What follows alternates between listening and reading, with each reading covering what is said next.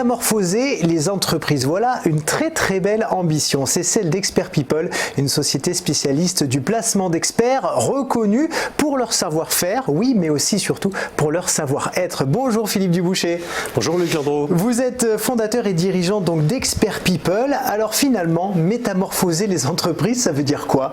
Eh bien oui, effectivement, aujourd'hui on le constate, les entreprises sont face finalement à un enjeu majeur qui est celui des projets de transformation dans l'entreprise. Aujourd'hui, on le constate, vous avez deux vagues qui se forment d'une ampleur sans précédent dans tous les pays.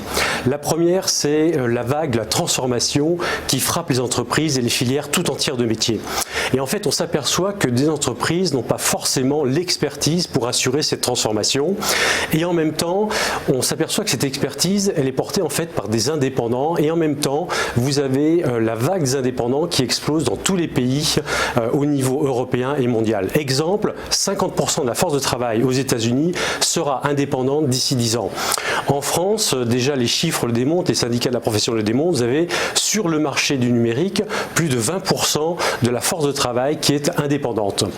Alors, Expert People, eh bien, tout simplement, s'appuie sur ces deux vagues pour répondre à ces deux enjeux majeurs. Le premier, réussir la transformation d'entreprise, et le deuxième, fédérer un réseau d'experts, de consultants indépendants, tous issus, je dirais, d'environnements d'excellence et d'innovation, avec des parcours remarquables pour réussir cette transformation. C'est un peu un ovni, Expert People, non, dans le monde actuel?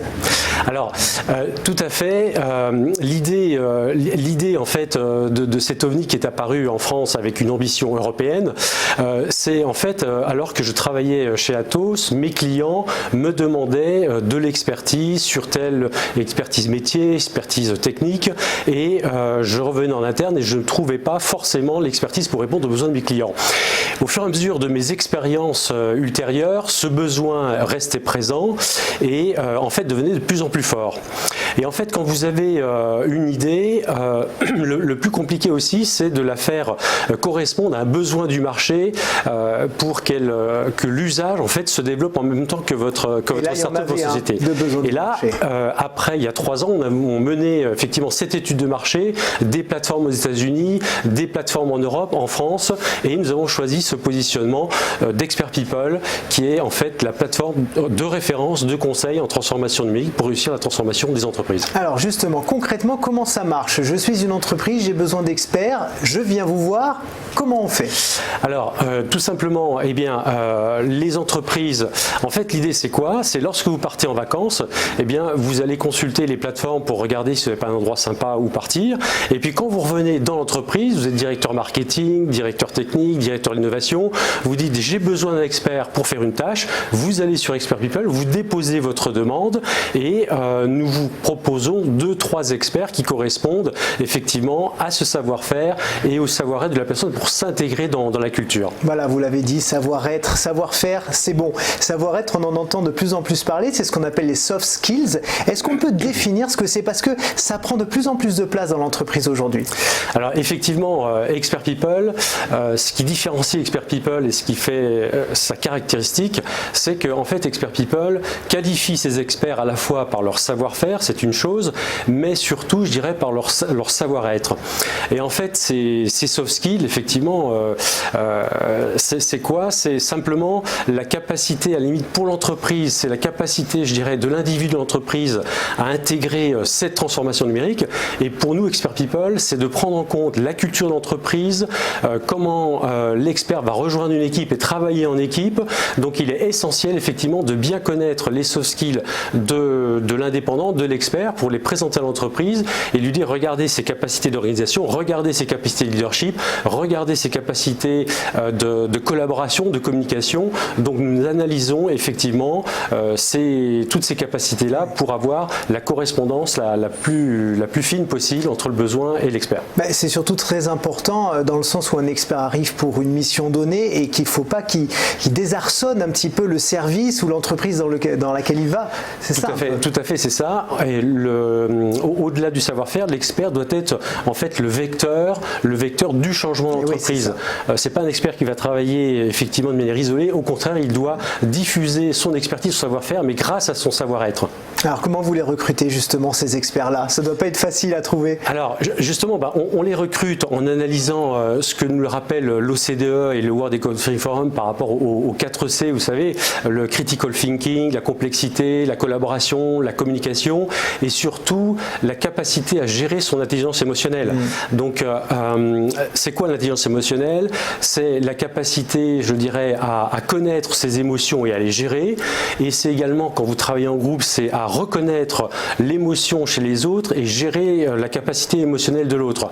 Et quand vous travaillez toutes ces dimensions-là, par rapport aux soft skills que vous voulez développer, eh bien vous êtes, je dirais, vous intégrez beaucoup plus facilement dans une culture d'entreprise. Donc nous analysons forcément pour chacun de nos experts cette qualification par le savoir-faire, le savoir-être, la cooptation et puis un contact effectivement avec l'expert pour rejoindre la plateforme.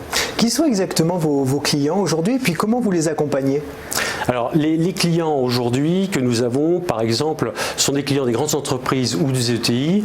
Je peux citer par exemple le groupe Saint-Gobain où nous avons mené une mission d'envergure relativement importante qui a permis à une des branches de se repositionner, c'est-à-dire de passer de la vente de produits à la vente de services en montant une équipe d'experts pour déployer, je dirais, une méthodologie de design thinking qui a permis de réunir en atelier à la fois les ventes, le marketing, la R&D, l'innovation. Pour exemple, dans cette branche-là, qui fabrique des poteaux incendie, eh bien, vous avez un cas d'usage qui est arrivé l'été dernier, je dirais autour de Roissy, l'aéroport, ce qu'on appelle le string pooling. Donc des jeunes se sont amusés à faire des geysers d'eau sur 60 poteaux d'incendie. Eh bien, vous avez les 2 réservoirs d'eau autour de l'aéroport de Roissy qui commencent à descendre en dessous de leur limite de la moitié de leur réserve. Et quand vous arrivez en dessous de la moitié de la limite de leur réserve, l'aéroport, tout simplement, ADP, l'aéroport doit tout simplement fermer. Donc l'idée, c'est de mettre des capteurs sur ces poteaux incendies pour remonter des données aussi bien pour le maire de cette ville, puisque le maire, je vous rappelle, est pénalement responsable de la pression dans ces poteaux d'incendie pour que les pompiers aient à disposition la bonne pression pour éteindre l'incendie. Une application mobile également pour ceux qui gèrent les infrastructures des poteaux d'incendie dans la région. Une application mobile également pour ADP, pour etc. Donc autant, je dirais, d'applications mobiles et de données nécessaires suivant l'utilisateur, sur l'usage pour identifier l'information. Également des ETI, par exemple. Nous avons Scopelec, nous avons mené un audit de cybersécurité et le groupe SOR, qui est un grand équipementier dans l'eau, nous avons là plutôt un projet technique, un tech lead sur des applications critiques ou des devs mobiles sur les applications de collecte des 3 millions, je dirais, d'utilisateurs, des 4500 agents de maintenance sur le terrain de cette société. Et puis d'autres clients, par exemple, que ce soit en expertise sur des outils de collaboration ou des missions de RSE, développement durable, aujourd'hui qui se développent très fortement dans toutes les entreprises. Alors pour conclure, est-ce que vous avez un message à adresser déjà à vos clients, mais aussi aux experts? Alors, les clients, je dirais, de mettre à disposition effectivement un réseau d'experts le plus haut niveau possible pour les dirigeants, pour les accompagner, je dirais, grâce à leur savoir-faire, leur savoir-être dans leur transformation d'entreprise. Et puis également, je dirais, pour les experts, eh bien, de pouvoir rejoindre un réseau où nous échangeons les bonnes pratiques, nous travaillons en solidarité et nous rassemblons également pour le fun. Ouais. Rapidement, si un expert nous regarde et se dit tiens, j'aimerais bien moi intégrer Expert People, qu'est-ce qu'il faut avoir comme qualité? Je dirais essentiellement avoir son expertise sur son domaine et surtout avoir l'envie de s'intégrer dans une culture, à développer ses soft skills, son savoir-faire et puis surtout rejoindre un réseau où le partage et la valeur ajoutée de la plateforme, quoi.